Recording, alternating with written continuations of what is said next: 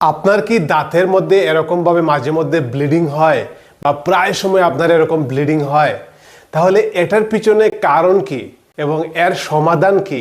আপনি ঘরের মধ্যে কি করতে পারেন? আমি এই ভিডিওতে আপনাকে মাত্র 2 সপ্তাহের একটা রুটিন বলে দেব। আপনি যদি এগুলো মেনে চলেন তাহলে ঘরের মধ্যে আপনার দাঁত থেকে যে রক্ত পড়ে, দাঁতের মাড়ি থেকে যে রক্ত পড়ে, সেটা ন্যাচারালি আপনি বন্ধ করতে পারেন। তার রাস্তা আমি দেখিয়ে দিচ্ছি, খুব সহজভাবে আপনি বুঝতে পারবেন। প্রথমে আপনাকে জানতে হবে যে দাঁত থেকে রক্ত, দাঁতের মাড়ি থেকে রক্তটা কেন বের হয়। এক একজন মানুষের এক একটা কারণ থাকতে পারে, তাই আপনার যে কারণটা সেটা আপনাকে জানতে হবে। আমি কারণগুলো বলছি, আপনি নোট করুন। হতে পারে এই কারণে আপনার হচ্ছে, আপনি মন দিয়ে শুনুন। নাম্বার 1 হতে পারে ভাইটামিন কে ডেফিসিয়েন্সি। এক ধরনের ভাইটামিনস কে, যেটা ডেফিসিয়েন্সি হলে আপনার দাঁতের মাড়ি থেকে রক্ত পড়তে পারে। ভাইটামিন সি ডেফিসিয়েন্সি, অনেকে শুনেছেন এটা হয়তো, স্কারবি রোগ যাকে বলা হয়, যার কারণে দাঁতের মাড়ি থেকে রক্ত বের হয়। ভাইটামিন সি এবং ভাইটামিন কে এর অভাবের কারণে আপনার দাঁতের মাড়ি থেকে রক্ত বের হয়। এবার জানুন, অনেকের হরমোনাল চেঞ্জেস কারণে আপনার শরীরে অনেক সময় হরমোনের চেঞ্জ হতে থাকে, বিশেষ করে পিউবার্টির সময়, যখন ছেলে মেয়েদের দাড়ি মুছ গজায়, ওই সময় মেয়েদেরও। তো সেই সময়টাতে দাঁতের মাড়ি থেকে রক্ত পড়া বাড়তে পারে। কারণ হচ্ছে পিউবার্টির সময় শরীরের মধ্যে হরমোনের বিভিন্ন ধরনের ইমব্যালেন্স হয়, কমে বাড়ে, ওই সময়টাতে হতে পারে। বা যখন মহিলারা গর্ভবতী থাকেন, প্রেগনেন্সির সময় কিন্তু ব্লিডিং হতে পারে। এবং পাশাপাশি দেখা গেছে যে মেনোফেজ, যখন 40-45-এর পর যখন কোনো একজন মহিলার পিরিয়ড বা মাসিক বন্ধ হয়, ওই সময়টাতেও একটা হরমোনের ইমব্যালেন্স শরীরের মধ্যে ঘটে, যার কারণে ওই সময় দাঁতের মাড়ি থেকে রক্ত বেরোতে পারে। এবার আমরা জানি জিঞ্জেভাইটিস, এমনকি এটা একটা কমন রোগ দাঁতের মাড়িতে হয়, যেটা হচ্ছে আপনার দাঁতের মাড়ির এদিকে স্টোন, পাথর জমে যায়, শক্ত শক্ত পাথর, কালো কালো পাথর জমে, এবং ধীরে ধীরে দাঁতের মাড়ি নিচের দিকে নেমে আসে। মানে একটা আর্লি স্টেজ, একটা প্রাথমিক স্টেজ, যে স্টেজে আপনার দাঁতের মাড়ি ক্ষয় হওয়া শুরু হয়েছে। এটার কারণে কিন্তু মাঝে মধ্যে আপনার ব্লিডিং দাঁতের মাড়ি থেকে হতে পারে। এবং পাশাপাশি দেখা গেছে যে পেরিডন্টাইটিস, এটা কিন্তু অ্যাডভান্স বা মডারেট লেভেলের দাঁতের রোগ। মানে আপনার দাঁতটা যে আপনার মুখের মধ্যে আটকে আছে, এই যে মাড়ির মধ্যে আটকে আছে, অ্যাকচুয়ালি ভিতরে কিন্তু হাড়ের উপরে আটকে আছে, এবং পাশাপাশি অনেকগুলো লিগামেন্ট দিয়ে এটা দড়ির মতো বাঁধা আছে। এবার চিন্তা করে দেখুন, যে হাড়ের ভিতরে দাঁতটা আছে, সেই হাড়টা যদি ক্ষয় হয়ে যায়, তাহলে অটোমেটিক্যালি আপনার একটা অ্যাডভান্স লেভেলের দাঁতের প্রবলেম দেখা দেয়, এবং এজন্য আপনার দাঁতের মাড়ি থেকে কন্টিনিউয়াস ব্লিডিং হতে পারে। এবং আপনি দেখুন, আরও কিছু অনেক কারণ থাকতে পারে, যেমন অনেকে ডায়াবেটিসের কারণে দাঁত থেকে রক্ত পড়ে, বা অনেকে রক্তকে পাতলা করার জন্য, অনেকে স্ট্রোক পেশেন্ট বা রক্তকে পাতলা করার জন্য ওষুধ খেয়ে থাকেন।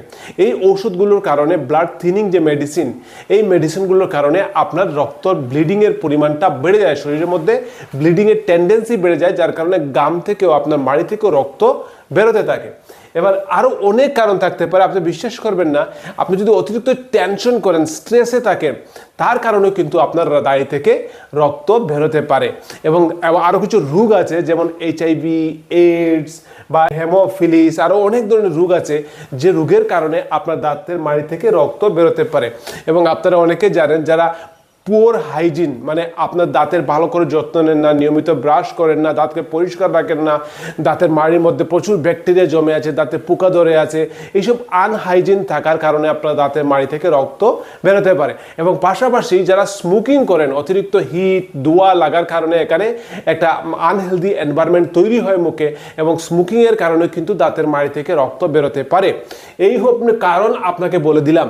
এবার আপনি জানুন যে আপনার কি কারণে হচ্ছে।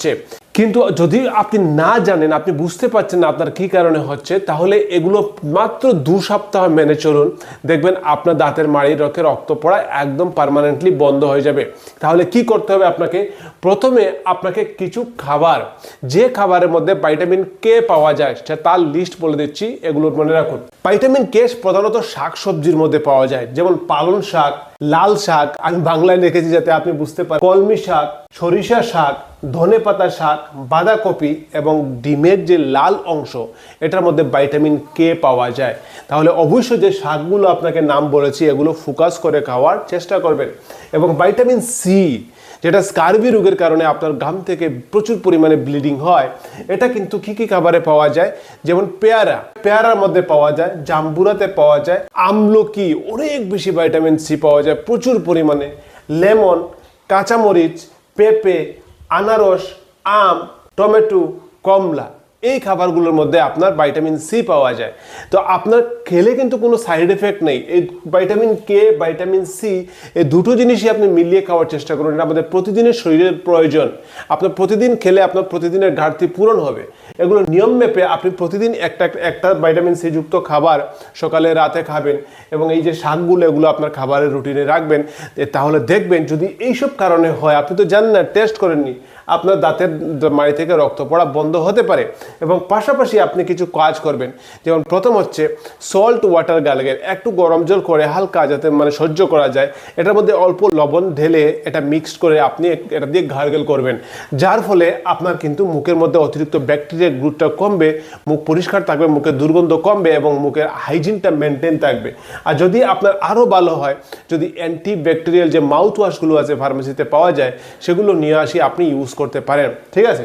এবং অবশ্য আপনি স্মোকিং বন্ধ রাখবেন, আপনি টেনশন কম নেবেন, নিয়মিত ঘুমাবেন। ঘুমের কারণে আপনার টেনশন ফ্রি হওয়ার কারণে ঘুম আপনার এগুলোকে হিল করবে ভালো। আপনি যখন ঘুমিয়ে থাকবেন তখন দাঁতটা ধীরে ধীরে আপনার মাড়িগুলোকে রিপেয়ার করে ঠিক করে দেবে। স্ট্রেস কমিয়ে আপনি নিয়মিত ঘুমাবেন, ঠিক আছে। এবং আপনি চেষ্টা করবেন সফট ব্রাশ ইউজ করতে, একদম সফট, হার্ড ব্রাশ ইউজ না করে সফট ব্রাশ দুবেলা তো অবশ্যই করবেন, যদি পারেন 3 টাইমও আপনি করতে পারেন। এবং ফোকাস করে আপনি রাতের ব্রাশটা খুব ভালো করে তারপর ঘুমাবেন।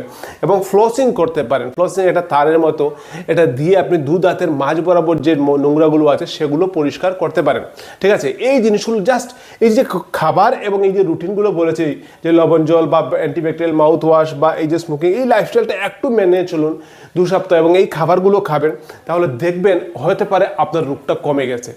আর যদি না কমে, তাহলে আপনাকে অবশ্যই ডাক্তার বা ডেন্টিস্টের কাছে যেতে হবে। এবার আপনি যদি এটাকে ইগনোর করেন, আপনি এটাকে অবহেলা করছেন, তাহলে কিন্তু এটা ফিউচারে কি হতে পারে শুনে রাখুন। Get worse over time as the underlying condition. মানে আমি কি বলতে চাচ্ছি, এই যে এখানে যে রোগগুলো বলেছি, হতে পারে আপনার শরীরে কোনো একটা রোগ আছে বা কোনো একটা কন্ডিশন আছে, হতে পারে দাঁতের কোনো একটা প্রবলেম, দাঁতের মাড়িতে একটা পার্মানেন্ট প্রবলেম, দাঁতের মাড়ির যে হাড়গুলো আছে, ভুনগুলো আছে, সেগুলো ক্ষয় হয়ে যাচ্ছে। হতে পারে আপনার এখানে বিভিন্ন ধরনের যে কোনো রোগগুলো বলেছি, বা ব্লাডগুলো পাতলা হয়ে যাচ্ছে, ডায়াবেটিস আছে। এই কন্ডিশনগুলো যত খারাপ হবে আপনার শরীরে, তত আপনার ব্লিডিংয়ের পরিমাণ বাড়তে থাকবে, ঠিক আছে, বুঝতে পারছেন। এই জন্য কন্ডিশনকে ফোকাস করে আপনাকে কিন্তু ট্রিটমেন্ট করতে হবে। আর যদি মনে হয় যে এই যে এগুলো খেয়েছেন, আপনি ভিটামিন সি খেয়েছেন, ভিটামিন কে খেয়েছেন, আপনি ঠিক হয়ে গেছেন, তাহলে আবার কিছুদিন পর আবার হচ্ছে, তাহলে আবার এগুলো ফোকাস করে খেতে হবে। আপনি এগুলোর কারণে আপনার হয়তো হচ্ছে। আর মাঝে মধ্যে যদি আপনার ব্রাশ করতে গিয়ে একটু শক্ত কোথাও লেগেছে, একদিন অল্প ব্লিডিং হচ্ছে, এটা নিয়ে তো টেনশনের কোনো কারণ নেই, এটা নর্মাল কারণেও হতে পারে, ঠিক আছে। মেইনলি এই যে যদি আপনি দেখেন কন্টিনিউয়াস ব্লিডিং হচ্ছে, 2 সপ্তাহ থেকে উপরে হয়ে গেছে, কমছে না, এগুলো মেনটেন করছেন, তারপরেও কমছে না, অবশ্যই বন্ধু আপনি ডাক্তারের কাছে যাবেন। আর ডাক্তার করবে কি, ডেন্টিস্ট আপনার এই আন্ডারলাইং কাজ, এটা কারণটা কি, এগুলো ডায়াগনোসিস করবে, টেস্ট করবে, ডিপ ক্লিনিং করবে আপনার দাঁতটাকে, এবং বুঝতে পারবেন যে ওখানে ডেন্টিস্ট এক্সপার্ট যারা, ওনারা আপনার দাঁতকে কত সুন্দরভাবে আপনার গাম ব্লিডিংকে ঠিক করে দিচ্ছেন। এটা একদম অবহেলা করবেন না। যদি আপনি অবহেলা করেন, এটা ধীরে ধীরে আপনার মুখে দুর্গন্ধ বাড়াবে, আপনার শরীরে অন্যান্য কন্ডিশনও বৃদ্ধি হবে, আপনার রোগ বৃদ্ধি হবে, এবং পাশাপাশি একটা দিন দেখতে হবে আপনার বোন লস, মানে আপনার দাঁতকে ফেলে দিতে হবে। আপনার ডাক্তারও আপনাকে কিছু করতে হবে না, ওখানে ইনফেকশন বেড়ে যাবে, ঠিক আছে। এজন্য দাঁত থেকে রক্ত পড়া, এটাকে কখনো অবহেলা করতে নেই। এটা যত তাড়াতাড়ি সম্ভব 2 সপ্তাহের মধ্যে যদি আপনার ব্লিডিং না কমে, তাহলে অবশ্যই আপনি এগুলো মেনটেন করুন, যেগুলো বলেছি আমি। 2 সপ্তাহ মেনটেন করে যদি না কমে, তাহলে অবশ্যই ডেন্টিস্টের কাছে ভিজিট করুন, এবং আপনি আন্ডারলাইং কাজ, মানে কী কারণে হচ্ছে সেটা ভালো করে জানুন, এবং সেই অনুযায়ী আপনি ট্রিটমেন্ট নেন। আপনার দাঁত থেকে রক্ত পড়া, দাঁতের মাড়ি থেকে রক্ত পড়া বন্ধ হয়ে যাবে। আশা করছি বন্ধু ভিডিওটা আপনার ইনফরমেটিভ লেগেছে। অবশ্যই লাইক দিয়ে আপনি সাবস্ক্রাইব করবেন, আর বন্ধু বান্ধবের সঙ্গে শেয়ার করবেন, হোয়াটসঅ্যাপ ফেসবুকে শেয়ার করবেন। থ্যাংক ইউ সো মাচ, টাটা, বাই বাই।